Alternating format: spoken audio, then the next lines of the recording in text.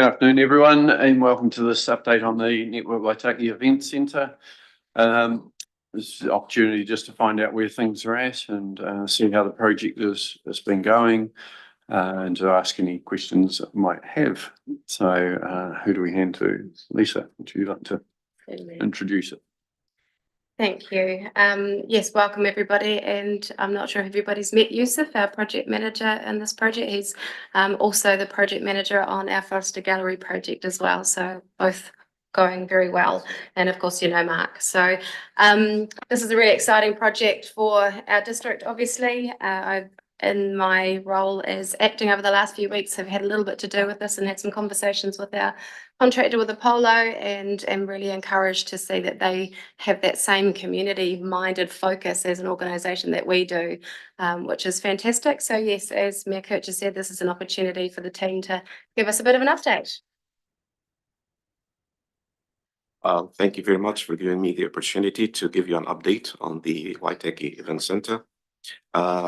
I think we can confirm that currently the progress has been achieved so far so good, is matching the program. The total cost of the project is, the total budget actually is 32,850,000, out of which the council is contributing 15,600,000, and then the rest is being fundraised by the Waitaki Events Centre Trust Fund. So far up to the end of February, as you could see in the report, we have spent almost 8 million. If you would like to have the current figure for the end of March, it's currently at 10.7 million expenditure out of the budget of 32 million. When it comes to the program, as I said, it's tracking quite well and actually slightly ahead of the program. And fingers crossed, hopefully we're going to keep it this way. With regard to quality, nothing special other than the regular stuff. You know, this is a design built, and as such, the contractor is responsible to get the producer statement PS4. And in saying that, this actually, in addition to that, we do casual inspections and site visits to identify any issues. And if anything is identified, it's passed on to the contractor, who consult with the corresponding consultant, to make sure that whatever deviation or whatever it is actually corrected properly and taken care of. What has been done so far is the design is complete. The site establishment and all the temporary connection have been done. The installation of stormwater attenuation tanks is currently is 100% actually. 90% was like a couple of weeks ago. The wastewater and storm drainage, 80% complete. Centennial Park entrance surface road, 100% complete. Foundation and all down bolts, 100% complete. The precast panel installation, 20% complete. The steel structure is mentioned here as 40%, but in reality, it's a little bit more than that, because they have achieved quite a good progress in the last couple of weeks. And then the installation of laminated veneer lumber beams in the lobby area is actually completed. Here is mentioned as commenced.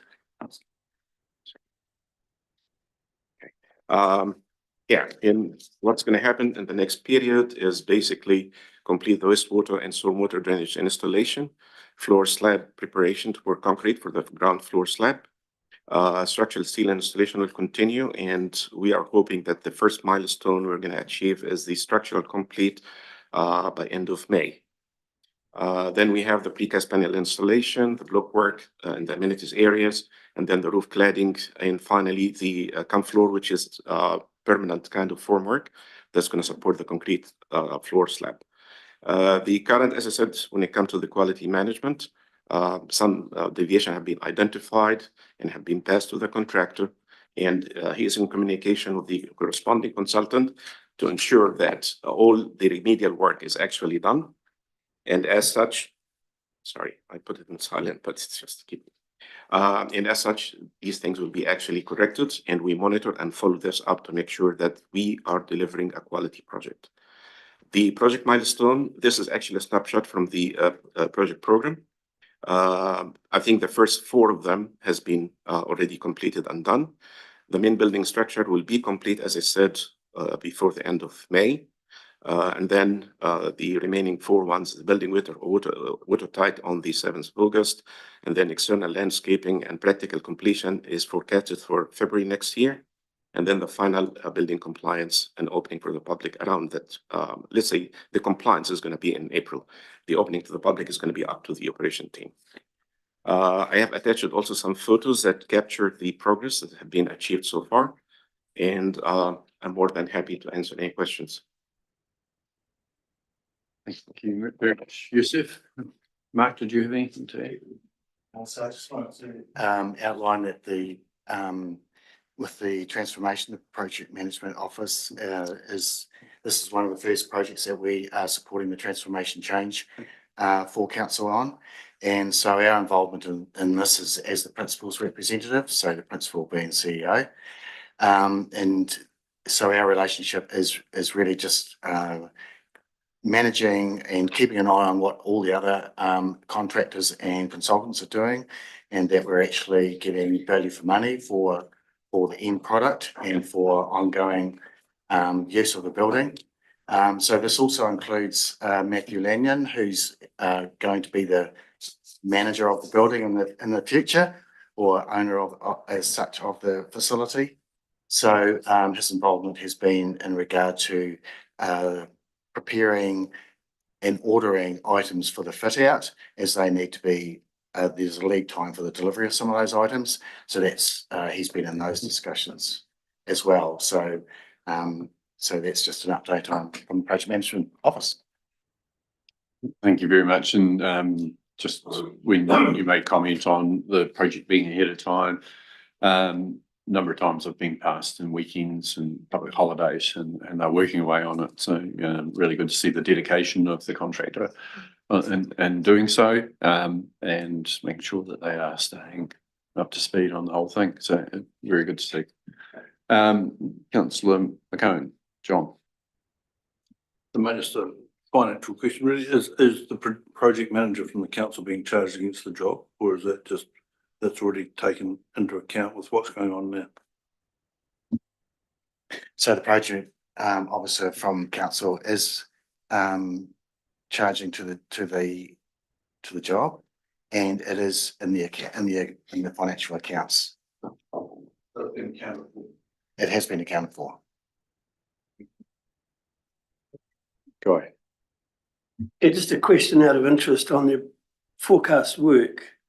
You have floor slabs and amenities and lobby area installed. Are they prefab slabs? You're not pouring in situ. You say floor slabs to be installed in amenities and lobby area. Are they prefabricated? You're not pouring in situ. This is the camp floor actually is like a permanent formwork that's going to be part of the permanent construction. And then we pour concrete on top of that. So it's actually cast in place, not precast. But this is like corrugated galvanized sheets that support the weight of the concrete and remain as permanent part of the structure. It's been talking about slab. You talk about slabs, I imagine a prefabbed form. Yeah, it's a prefabricated form that's going to be part of the permanent structure. Correct? Any other questions? John? Where does the contingency fund sit at the moment? Has that been touched, or is it still sitting there at present? So the contingency is funding the deferred items that have been agreed to carry on with. So there's 1.2 million of deferred items that are required to actually like fit the building out and finish it off. And so that has been approved. As for any other variations, very, very minor. Extra length in trench, stormwater. So nothing major unforeseen has occurred since the start. So that's the 32.8 in total, including the contingency fund as it stands. Yes, correct. That's correct. We would like it to be less. Bearing in mind our resolution, that's that basically any saving comes off the rate requirement. That does require the trust to fully fundraise the project. Lisa, did you? No. Any other questions? Okay, Actually put an error aside for this. yeah, we're running out of questions because I think it is going so well, and it's really very pleasing seeing it grow out of the ground as well as it has. So, thank you for the work that you are doing on that. I think from a public interest point of view, there's been reasonable updates and so on along the way. I'm not sure whether there's any of the imagery from the plans and so forth that might be shared as you do each stage, and maybe just explain things like that subfloor. How is that installed? I think there's a bunch of people won't care about it, but there's others will be really interested in the construction itself.